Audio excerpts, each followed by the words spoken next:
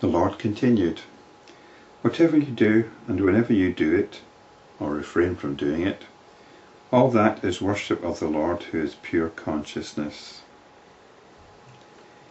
Everything is an opportunity. Everything's an opportunity to turn our attention back on itself and to realize the nature of ourself. Even when we know that the attention is not resting in itself, even when we're caught up in some uncomfortable emotional state, being aware of that situation stops us from fueling the tendency to get caught up in it. Again, it's like not scratching the itchy spot. This is spiritual practice. So everything's an opportunity, even when we're in what might be described as a very negative emotional state. And you might actually feel quite impatient with this teaching because it's not relating to your uncomfortable emotional state. Well, actually it is. It is. There's stormy weather, and we have to ride out the stormy weather without making things worse for ourselves. By regarding all that as the worship of the Self, who is the Lord, he is delighted. Well, we must be careful about anthropomorphizing here. There is delight. This is the only sense of worship that makes sense, is realizing the nature of the Self whenever possible. Because then there arises equanimity, which is inherently delightful. Likes and dislikes, attraction and aversion, are not found in the Self, independent of its essential nature. This relates to what I was saying about how we like to split things up. We like to split up our feelings into what's spiritual and what's not spiritual. So if we're caught up with some kind of hatred or aversion, or we're caught up with some kind of titillation, these aren't separate from what is going on. We've got likes and dislikes, attraction and aversion.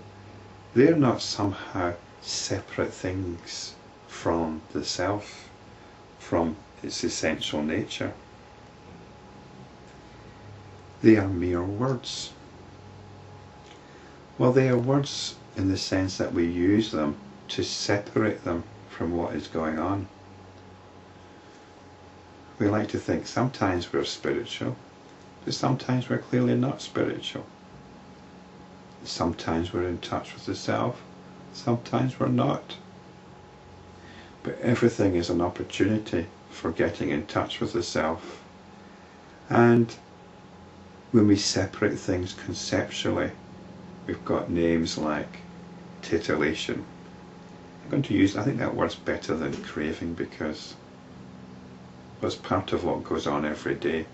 The whole of the media is based on it, whether it's newspapers, television programs, art. Much of it is about titillation.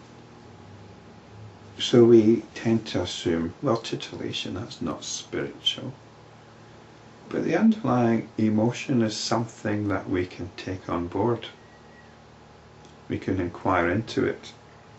We can look at how the attention is being absorbed into this emotion for some kind of fulfillment. Perhaps we can't do anything but let it go in whatever direction it's going, but we can still create space for it by not fueling it. And in this way we can come back to realization of the Self. Sometimes it can be immediate, but if there is pain, if it's too strong, then there are times then there's not much we can do about it except not scratch it. Even the concepts indicated by words like sovereignty, poverty, pleasure, pain, one's own, and others are in fact worship of the self. For the conceiving intelligence is the self, the cognitive process is the self.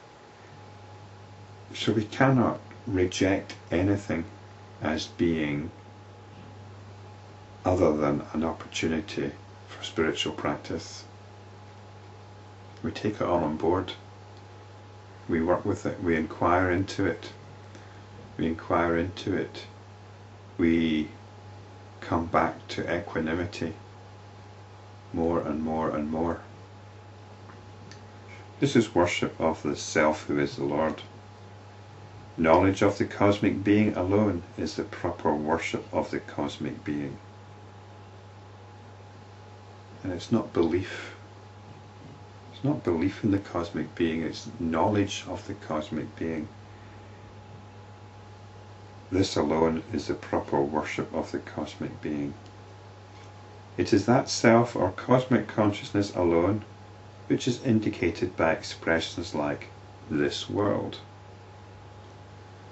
So previously we've been told not to get caught up in notions of a world, but now we're taking it all on board. Because what is it that fuels this notion? By directing our attention to it, we can then reclaim it.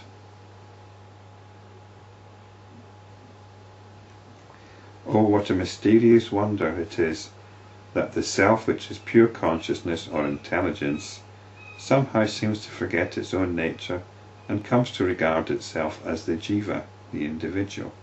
In fact, in that cosmic being, which is the reality of everything, there is not even the division into worshipper, worship, and the worshipped. It is impossible to describe that cosmic being which supports the entire universe without division. It is impossible to teach another concerning it. And we do not consider them worthy of being taught by us, who consider that God is limited by time and space. Hence, abandoning all such limited concepts, abandoning even the division between the worshipper and the worshipped Lord, worship the self by the self, be at peace, pure, free from cravings. Consider that all your experiences and expressions are the worship of the self.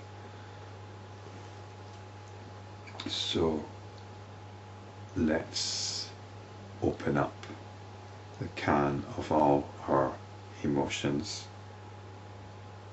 and take them all on board.